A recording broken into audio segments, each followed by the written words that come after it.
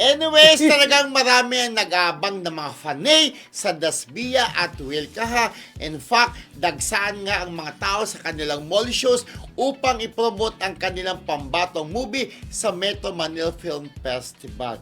Talbog. Upang i-promote Oo, di ba?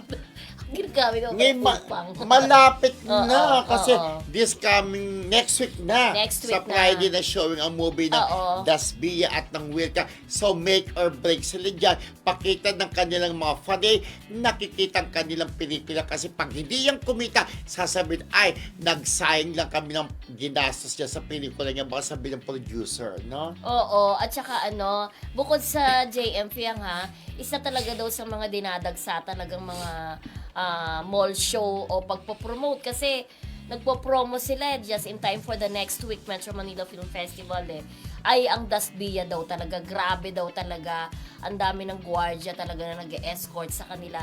At sa Wilka. Super, oo, tsaka sa Wilka. Wilka. Yung Dasbia at saka Wilka. Yes. Kaya kung pagbabasehan daw ito Ah. Rodel at saka Romela, kung pagbabasehan daw ang dami ng tao sa mga mall shows, baka number 1 itong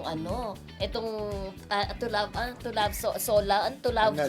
Love you so much. Bad. Hindi, Love you so- so bad. Love You So Bad. Oo. Sabi nila, tingnan natin kasi ang totoong labanan mangyayari yan sa first day. Yep. 'Di ba? Sa December 25. Kasi ang sabi nga, yung mga fanay lumulusob sa mga mall shows dahil libre lang.